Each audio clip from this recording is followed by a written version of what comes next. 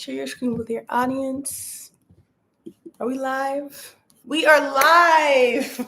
Hello. I'm freaking out. I just told Ian that every time we go live, I'm always like paranoid, and we usually only have like 2 people. So all you guys who are here and those of you who are coming, thanks for being here. Welcome. So we'll just jump in with our little intro. So I'm Jocelyn Minerve. And I'm Ian Minerve. We are 2 of 5 of the Minerve family, which is us and our 3 kids. Mm-hmm. And if you've been following our channel, you know that we've been back in the States for about 6 months. Mm-hmm. Give or take. And before that, we have been living in Honduras and Dominican Republic. Mm-hmm. So we really wanted to get on this live to give you guys a chance to first and foremost ask questions about our life abroad, transitions back to the States, just kind of whatever. And while that's happening, we're also going to share the top 5 things that really surprised us about moving abroad to America. Ian's like the silent hype man over here. And in what we're going to do next. Yep. So yes, people have been asking, are we going to be here forever? Is our plan to stay in the States? What are we doing? And that was a big, what? No. Why are you so quiet? That was never the plan. So maybe Ian will do some talking in a minute. So this is how it's going to work. So I think this is going to be really fun. Feel free to start posting things in the chat. I'm almost certain if whoever's on, if you want to write in what's on the chat, say hi or something so we know it's working. Yep. So everyone's going to get a whiteboard. So Ian and I will have a whiteboard. It's going to be really fun. So we're going to write down the top 5 things that surprised us the most about when we first came back to the U.S. Now, the reason why we're writing this down is usually we have these super deep, like vulnerable conversations where Ian's actually talking. Yeah, all the time.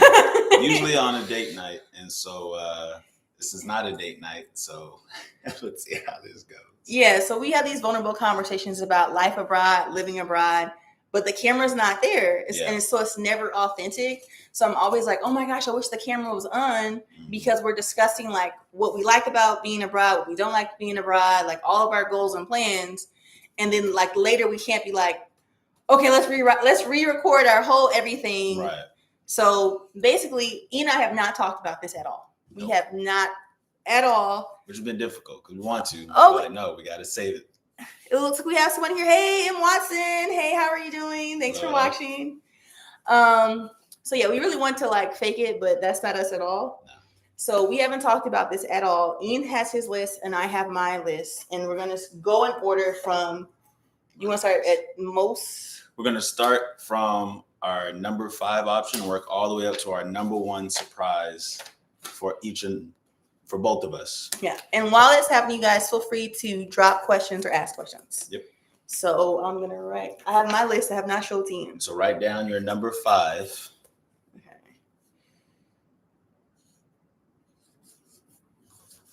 So this is the fifth most surprising thing. 5th most surprising thing. That and I totally, the one that I'm writing, I guess it was always the case, but I forgot about it. So I'm excited to find out where you're going. Yay, we got to stay on the live. I'm glad you're here. Are you ready? All right. 3, 2, 1. Uncomfortable around money-hungry people. So, okay, we're starting with the deep stuff. So, all right. And these are 5. Yeah, this is number 5. I'll start. Okay, you can start. So I know, to give it context, when we were overseas, it was very common to see absolutely no one else with any type of weapon. But then only when we went to a really nice restaurant or the mall, only security that worked there had heavy artillery. And it actually made me feel, and I feel like our family feel, very safe. However, being back here, I know it's just a lot of civilians with, I'm assuming, registered firearms. And I don't know, I just felt uncomfortable every time I would hear the sirens from the cops here in the States, or I'm walking to a venue and there's cops present there. It was a different feeling that I got. So I just felt uncomfortable around the law. Speak for yourself. I actually felt uncomfortable when we first got abroad, and I would see like at the mall somebody just out with like a big gun. Oh yeah. That I wasn't at first like, I just feel so safe. Like I also felt uncomfortable. But I agree. Since we've been in the States, we've seen at least 3 people, 2 that we know, and another person who's just a regular, like we're regular humans. Like we're not police officers, and I've seen people with guns. And I'm like, oh yeah, you can just walk around with a gun here. Hey Nicole, thanks for watching. We're glad to have you here. Welcome. So I wrote Money Hungry People. And what I meant by that is like when we got back to the States, so many people were always talking about money. Like their next hustle, their side hustle, just like, I wonder how much that house costs. Like we are such a capitalistic, money hungry society, but I didn't realize it when like abroad. Yeah, I rarely had I don't think I ever had conversations about money with catrachos, Dominicanos, expats, immigrants abroad. Like there's more of importance, I think, like on people and family and community. But here it's just always like goes back to money. Like it's just constantly on our brain. Okay, so let's keep going. Thank you. Eraser. Feel free if you guys have questions, even if it's not related to this, we definitely want to let you guys drop some of that into the chat. So this fourth one is going to be, our fourth one. I feel like this one might get me canceled. Like people who are watching this later or now might be like, I know she did not say that, but I was like, I'm going to come and be real with you guys. And I've said this to Ian before, but like this, definitely I felt just like this when I came back to the States. You ready? Okay. 3, 2, 1. Interesting. So my number 4, I'll go first again. And this is obvious. However, when we first came back, I was starting to get accustomed to having to say things in Spanish, having to order things in Spanish. And I realized, even as I was talking to clearly English speakers. You're right. My first response was in Spanish, and people look at me like, sir, I don't speak Spanish. I used to do that all the time. When we got back, you're so used to in Spanish mode. Yeah. It was strange. It was like a surreal feeling. I had to like change my brain. It was very odd, especially since I'm not the best at Spanish still. Yeah. So yeah. It was strange now that you said that. So I wrote Dominicans aren't black. Now this is okay. I already know like half of y'all are going to be like, what are you talking about? This is why I said this. Break it down. When we went to leaving the United States, people would have all these thoughts about other cultures, especially Dominicans. Like Dominicans don't think they're black, and they're black, and they have colorism, and there's racism. One is there's racism everywhere. There's colorism everywhere. So when people say that, I'm like, you live in America. There's races here. There's colorists here. But when I went to the Dominican Republic, I found myself really missing black people because I realized Dominicans are black as far as like, there are some people who are as dark as me, light as me. They come in shades of browns in Dominican Republic. So we're talking about skin color. There are Dominicans who have brown and black skin colors. Yeah. But now that I'm back in the States, I'm like, Dominicans aren't black. When I miss black people in Dominican Republic, I'm not talking about Doña Luisa. I'm not talking about Carlos and Maria. I'm talking about black people who know about hip hop and rap and who Tyler Perry is and old school music. Like Dominicans are listening to bachata and cerveza. It's a whole different culture. Yep. And like in the United States, when we're talking about black people, we use it as like a race and ethnicity. So what I mean is, if I saw 6 dark-skinned Indian people who walk, like Indian people from India, walk by me, I would never say, look at those black people. Correct. I would never say that. I would say, look at those. I wouldn't say look at those Indian people either, but I would identify them as Indian. Right. Like that's a completely different culture. And so I feel like now that I'm done, I agree with the Dominicans. Like you guys are black, like the skin color, but we're black people. Like we have a whole different culture. And like when you go somewhere and you think like, oh, I want to go where the black people are. So I want to go to the Dominican Republic or Panama or parts of Honduras or Costa Rica, where there's people that look like us. You're going to realize that they look like us, but they're different people. Like they eat habichuelas y arroz y tostones y baleadas. And They don't eat the like. So I agree with them now. Like our culture is like when we talk about Black, I'm talking about ethnicity. So I might get canceled, but that's what I felt like when I came back. That's what we observed, y'all. Yeah, and now that I'm here, I miss the Dominicans. Like I used to think like we like to party. No, Latinos like to party. Like to party. Right. Now we're on number 3. And hello, Fergs. Good to see you, sis. Thank you for joining us. This is number 3. Hey, Brittany. Top things that surprised us individually when we first came back to the States from living overseas. We're on 3. We haven't got to the top 2 yet, so. I'm so surprised that people don't have any questions about. Well, we have one person said that they're wondering where we're going next. We'll get to it. Okay. So number 3 for what was most surprising about coming back to the States. Yep. 3, 2, 1. Oh, so your number 3 was basically my number 4. Your basically. Yeah. Okay. Do you want to expand on that first, or briefly? Okay. I echo everything Jocelyn was saying. Keep it up. Sorry. I echo everything Jocelyn was saying. There's a huge difference.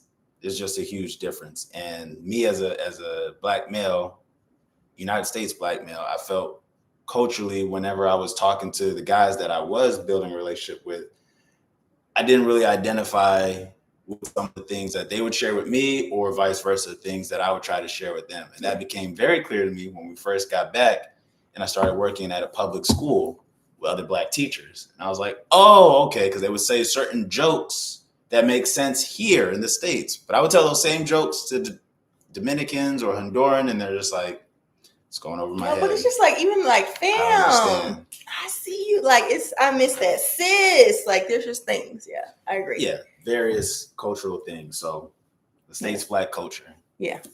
Okay, so I put what happened to my kids' creativity. Because that is a good one. Yes, like when I'm telling you, living, especially coming from Dominican Republic, and we lived in a small town in Dominican Republic. We weren't in Santo Domingo or Punta Cana. Like we lived in a beach town. So that means sometimes we would go days without electricity. Like days. Like we had to go outside and get water that we had stored and use water to like flush toilets and wash dishes, y'all. Like we were in the middle of nowhere and everyone was either Dominicano, Haitian, and a few Canadian expats. But we lived among the people. So that being said, my kids became so creative. They went to a school where, again, it was like a schoolhouse. It wasn't like iPads and smart boards and technology everywhere. And we had in the middle of the day a 2-hour break, hour 45 minutes every day.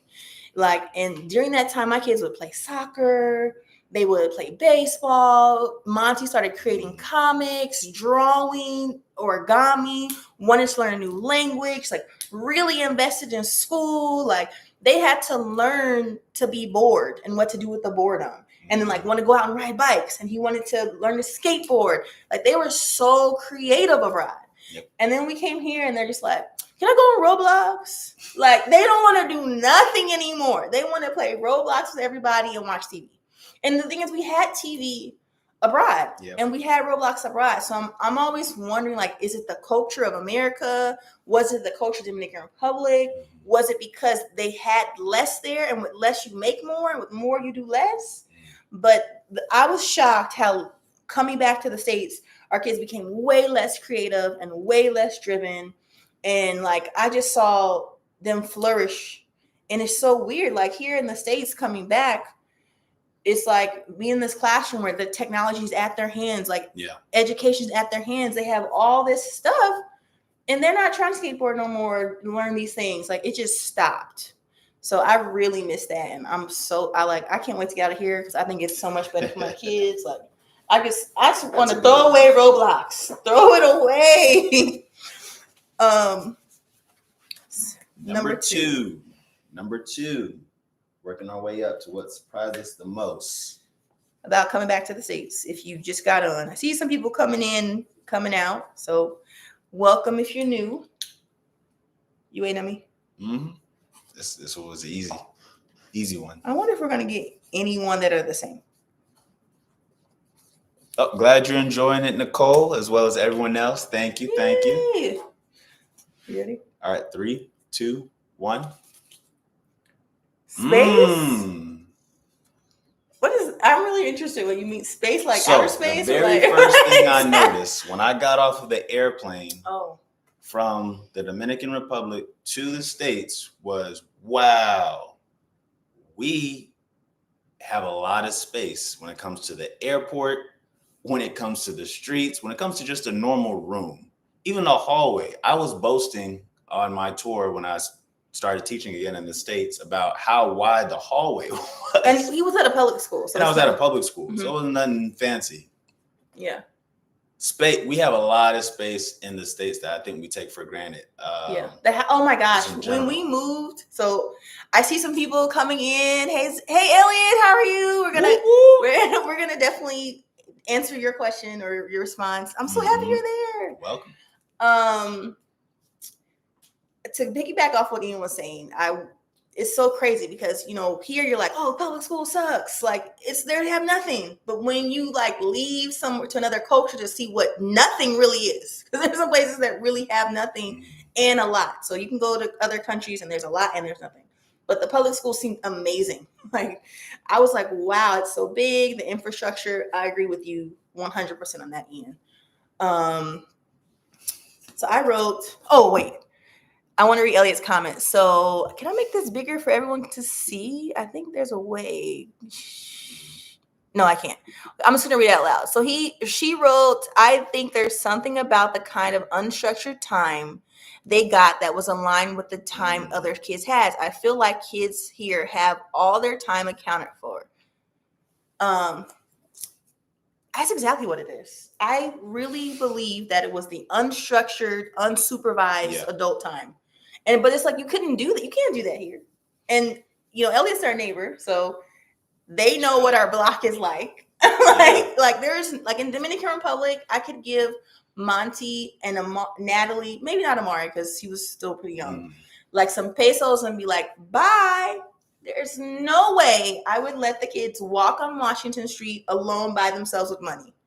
And so, like, the unstructured, unsupervised playtime where they were able to, like, learn how to communicate and like develop interpersonal skills and like have to learn how to play. Like, I think that's so valuable. And it reminded me of like probably our generation, the 90s. Like, that was the last time you could be like, everybody go outside, figure it out, have fun. Like, now it's like a punishment, like taken away and you have to stay outside. It's the reverse. I wrote, everyone is so stressed. We're on 2 now. So this is the second. Am I in the camera? This is the second. So it's like the top thing that I noticed is it does not matter if you were living in a big house here, a small house here, you made a lot of money or little money. Yep. I feel like everyone in America is so stressed. Teachers, police officers, you work at the family doctor. The students are so stressed. The students. Oh my gosh, the students are so... I saw this thing like on YouTube where it was like Gen Z looks so much older than millennials. And I wanted to respond because they're so stressed out. They've been stressed out since kindergarten, because if you work as an educator, you realize how school is not the same anymore in the States. Whatever you're envisioning, if you don't have children and you're envisioning school when you were in school, it's not that. That doesn't exist. It is so stressful for those kids. So as far but the adults, it's like, did we make more money here in the States because we're working so hard for that money that you know, it's just like we're tired. Which the reason why I wrote this is like Ian and I argue so much more in America. Don't you feel like we argue a lot? Yeah. Way more. Should I say that on camera? No, that's the real. And that's part of, to your point, like everyone and even us, and we had to find ourselves, honestly, at those times where it was like, wait a minute, we've had how many fights this irritated month? By everything he does here. Let's pause and remember that, you know, we love each other, which is obvious, but like really meditating on, well, what's stressing us? And so we, you know, it's not each other. Went into our bag and loved up on each other. However, we both acknowledged on those dates, what everyone is like that. Tables next and to then us. I also think that's why everyone's unhealthy. So if you're watching this and you don't have to, you know, to get even deeper, I gained 30 pounds here. Ian's exactly the same. What's up, Jay? Thanks for joining us. Appreciate you, bro. So I've been in America again about 6 months, and I've gained 30 pounds. Yeah. And people will be like, it's because of the food. No. I think maybe because of That's the food. part of it. But however, I'm telling y'all, when I was in Honduras and Dominican Republic, I ate Burger King, Dunkin' Donuts. I did not have a gym membership. I ate habichuelas, arroz, tostones, choco banano. Like, I ate it all. Came here, I rarely eat. I'm like, did I eat today? Yeah. It's the stress. If you're stressed, then you don't walk. If you're stressed, you go home and you just watch Netflix. If you're stressed, then you can't sleep. You can't sleep, so now you have sleep apnea. Yeah. You're stressed, so now you're all self-medicated, drinking, day drinking, because you're just so stressed. And so I think stress is like whatever your health. I'm not saying that people don't have real health issues.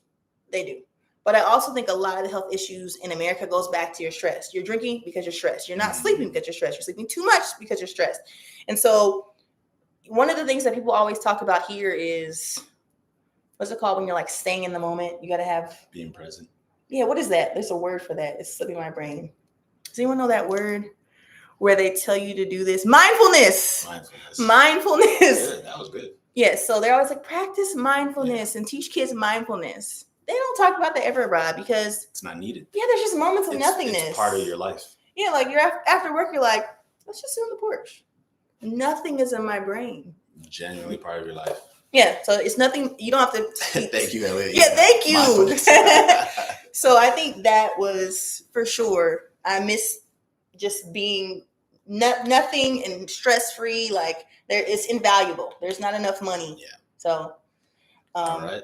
Top thing. The top thing we noticed when we returned to the States.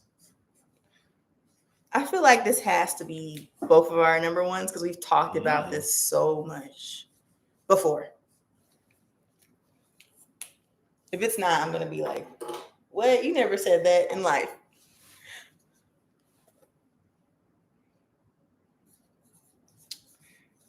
Okay, so if you just logged in, we are on the number one thing that surprises the most about after we've been 2 years, a little over 2 years abroad. We were in Honduras, República Dominicana. We've been in the States for only 6 months. This is the number one thing that we were like, oh my gosh. Are you ready? I'm ready.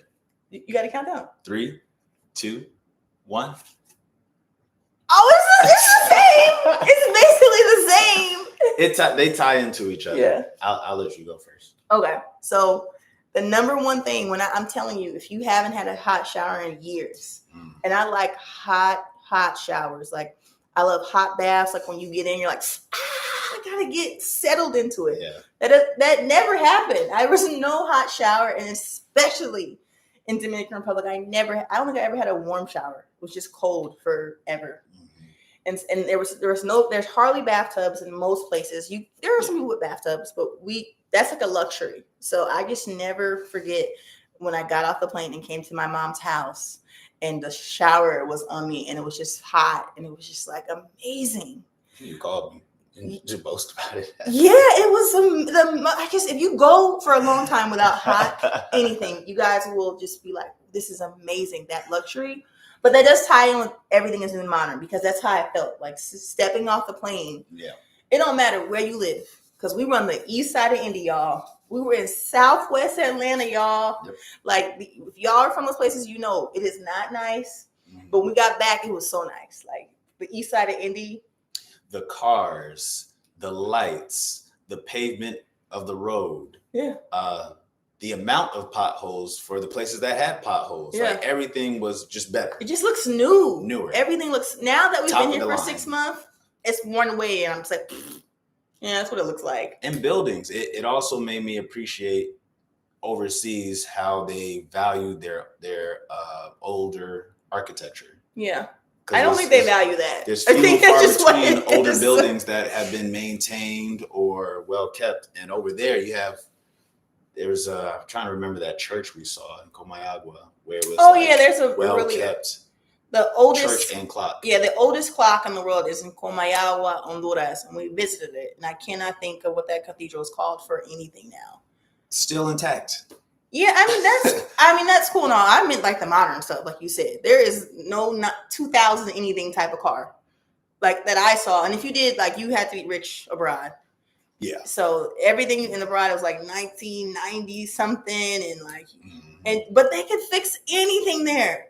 Like you don't really need new cars if everyone has the skills. I saw someone fixing the road in the Dominican Republic, like just a guy who just fixing the road in front of his house. So those skills, again, are skills we don't have. I don't know. Everything seemed really new here. But to piggyback off that, one thing I did notice is, as far as the infrastructure, I do not think that the United States is a family-friendly country. So the infrastructure is so modern and so nice. There's this place called the Garage in Indianapolis that reminds you of Ponce City Market in Atlanta that we had never been to. They had been working on it years ago when we were here back in 2019, but it's done now. It's complete. And like they have all these restaurants, you could drink, and there was like bowling. And I was like, there's no playground. There's no area to play with. And like overseas, when we're in Latin America, it could be the fanciest restaurant. There's a trampoline, there's a playground, kids are running around. Some specific area for your kids. Yeah. Just be kids. And so Amari, all the time, our youngest, who's now 5, anytime we go to a restaurant, he'd be like, is there not a play place? There's no play place. Like there isn't a Starbucks. Well, there are Starbucks in some places that we went to, but they're very rare. But like the coffee shops that they have, there's always a play place. Yep. Just imagine Starbucks had a play place, and Wendy's and Popeyes, but also restaurants like Longhorn and Olive Garden. They all have places like it's very family friendly. The mall, the movie theaters. Yeah. But here it's like kids are nowhere to be seen, and it's probably because people can't afford kids here. So that was that. Yeah, so that was the top 5. Yes. Thank you for everyone who's been on this entire time, who's probably now waiting. I'm just gonna look to make sure there's no questions. Looks like everyone's loving the discussion. And if you're thinking of some questions, please feel free to go ahead and put that in the chat. Okay. So we promise, we're going to now tell you guys where we're going. Our next destination. And we're leaving in August. It's July 30th, so like in a few days. Do you want to announce it? Do you want to write it? Oh, yes. Yeah, let's write it down and then do 1, 2, 3. So we picked this place, and you guys are going to be like, so... There's a story we're gonna have to explain. You're not gonna guess it. So did you forget how to spell it? Is that why you're looking at my board? I totally forgot how to spell it. Totally. So some people might know, but everyone who doesn't know, you're gonna be in the state of shock. Yep. 3, 2, 1. We're moving to Ethiopia. I feel like we got drafted. I feel like it too. So yeah, we're going to Ethiopia. Completely different continent that we've ever been to, completely different culture, language, everything. It is the motherland though, y'all. So that's pretty dope. We're super excited. Yes. So why did we choose Ethiopia?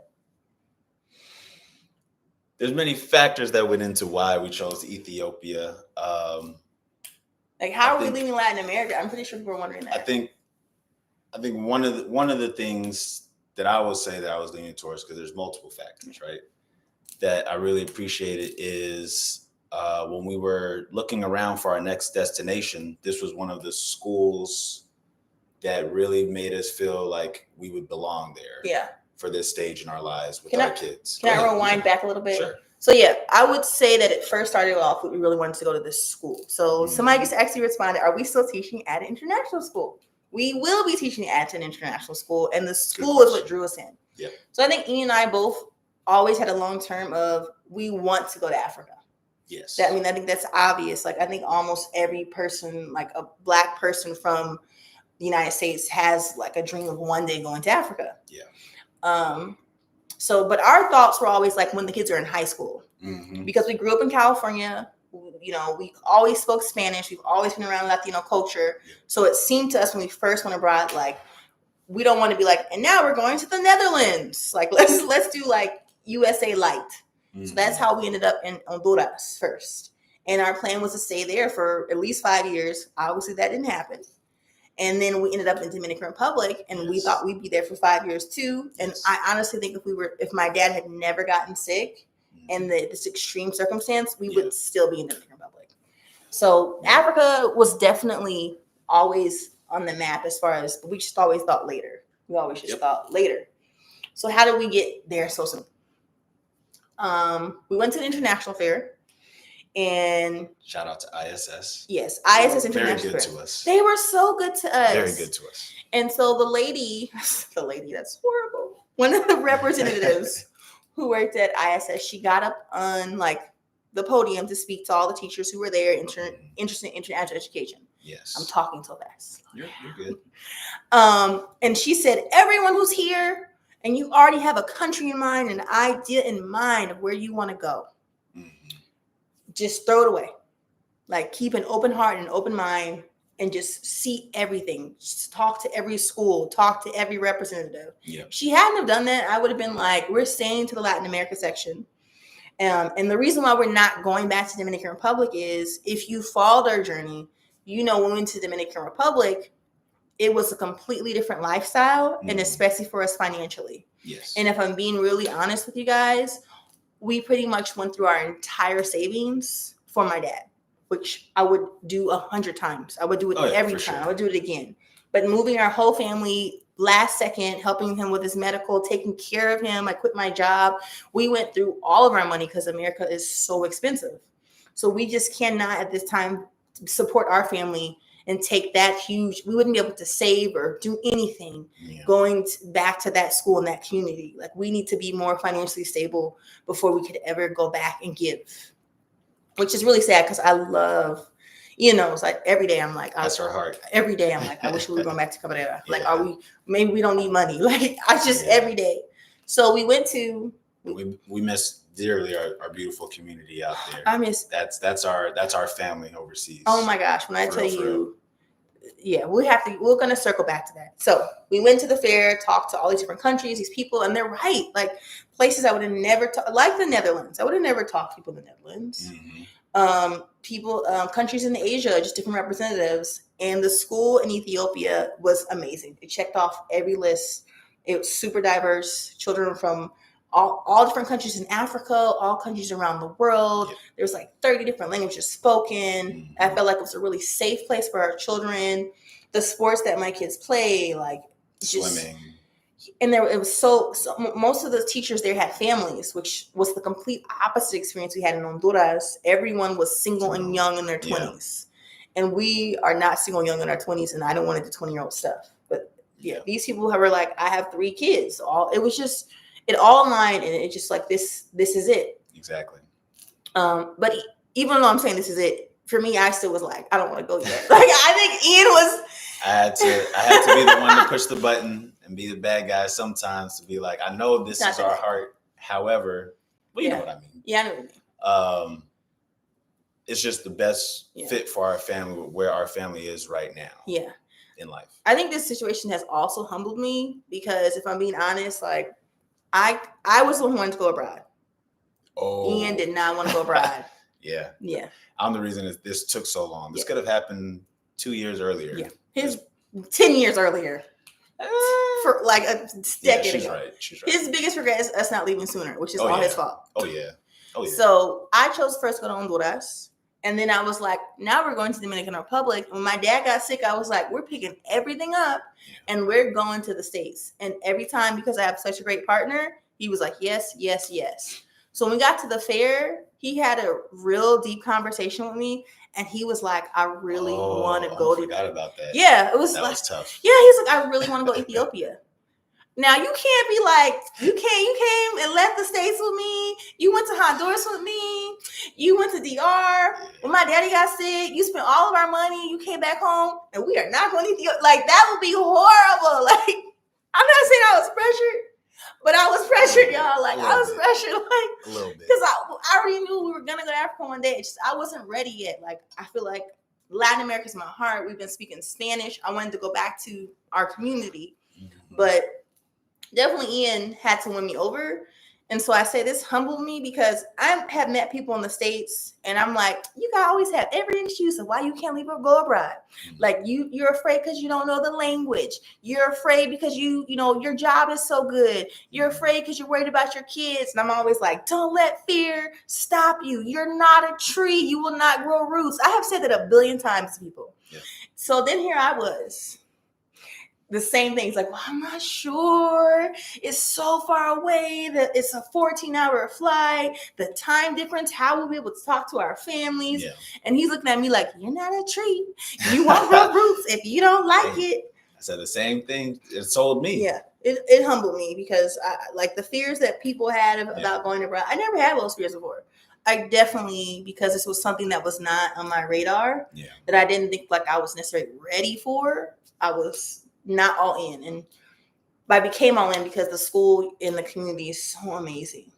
So, now we're on this new journey, and it just keeps evolving. Like we're Minerves on the move, moving everywhere every 10 seconds. It's just like never. It was never Minerves on the move. It was like moving to Honduras, and that's where we are. Yeah. So now it's just like, okay, this is our journey, and we're hoping to like be in Ethiopia for some years. For some years. That's the aim. Really grow in this community, learn from this community, get back to this community. And our long-term goal, though, is still to return back to Latin America. Like that's some point. Yeah, that's the place that Ian and I want to permanently live. And like one day we have great grandchildren who are like, our grandparents immigrated from the United States, and like they don't even speak English anymore. They're just like, I don't know, my mom never taught me. Like, and even with that, we go back and forth because Ian's right now like Honduras. Like when we do these years in Ethiopia, like he's already sees it in his eye. Look at him! Look how he's looking. They were good to me. Yeah, but I fell in love with Carrera. Yeah, they were good to me as well. I fell in love with Dominican. I didn't know that was gonna happen. Yeah. And I fell in love with Honduras too. So right now, we know what we know now, which is like we're on our way to Ethiopia. We'll see what the future holds. We're saying on this live, we're gonna return back to Latin America, and then we end up in Alaska. I don't know. and we are thoroughly excited and just can't wait to embark on this journey in this new continent. This will be the furthest as a family and individually, I believe, that we've traveled. Yeah. So it's very, very exciting. Yeah. I probably will not record anything for like the first week because I'm imagining 14 hours with 3 kids. Yeah. And a plane. It sounds awful. But it's going to be good. It's going to be good. Yeah. But no, thank you guys all so much for joining the live. Just all your comments, everyone who's been following us this whole time for the years that we've been abroad.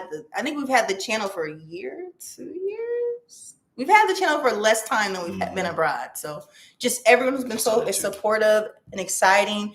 And those of you who are, I see it. Those of you who are excited about starting your journey abroad, like, please do not delay. Again, our biggest regret is not going sooner. Yes. If you're fearful, remember, use me as a guinea pig. Look at our channel. Look at the things we've experienced. I was nervous. I was originally saying no. And I was quickly won over, and it's the best decision I ever made in my life. Yeah, we don't regret it all of ever going abroad. Our kids excited. I see M. Watson has wrote that. They are so happy and so excited. Yes. They're like, I think, again, I was the only person nervous about this move. The kids have been asking, like, when are we going to Ethiopia? So we've looked at some videos. Looked at food, the school, the culture, like just so many things to prepare. Like YouTube is a blessing for that. So they're really excited. And I also think they're most excited about the school. They were not happy with the public school system in the States, which I especially was not happy. And I'm not even talking about academics. Like I fully believe as a teacher, a lot of what we think education isn't. And we're getting into an era of like, it's not what you know, it's who you know. Yeah. So I've never been like, you need to sit down in a seat and you need to remember all these facts and know all these literary blah, blah, blah. For me, it's just that I believe the school has forgotten that they are creating little citizens that they're sending out into the world, into a future that none of us are going to. And like, the school is missing love and compassion and empathy, and like bullying has gotten out of control. Yeah, like just a lot of stuff that I'm not okay with, and I'm pretty sure it's not just the public school system, but there are just things that don't exist in overseas that exist in America. So especially bullying, like you could wear the same shirt 3 days in a row. No one say nobody anything at all. You Which could surprised me for sure. I was like, okay. You could come to school with no shoes and just be playing soccer. That's no exaggeration. But here people will be like, oh, what you got on? Like bullying kids. Like you're not cool enough. You're not smart enough. You're not skinny enough. You're not black enough. You're just not enough. Yeah. Like it's just like that's the messages that they were receiving from the school. So I was not happy with at all. So I'm so happy to just it's very, very tough. Get away from that. I wish I had a solution for all y'all. And shout out to all the more seasoned teachers who see this and they're still fighting the good fight here. So I commend y'all. I am in Thailand and with my son, and we are loving it. I'm looking forward to your adventures. Yay!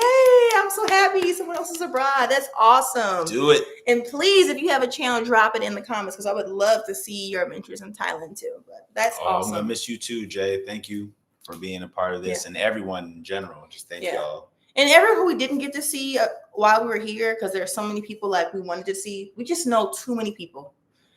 We just know too many people, and I wish like we could have one big party and invite everybody, because there was some people who I would talk to on the phone. I lived in the States like 20 minutes from them, and I did not see them, and they don't even know that I'm moving except right now if they're watching. So I'm so sorry. Like I just was consumed with my father and taking care of him and moving the kids. I was just consumed, like, and then everyone who showed us love, like Elliot and our neighbors and our family, like thank you so much. Like it just made everything so much better. So we love you all. We love y'all. Continue to follow us. And again, this is 2/5 of Minerves on the Move. Yay, bye. See y'all.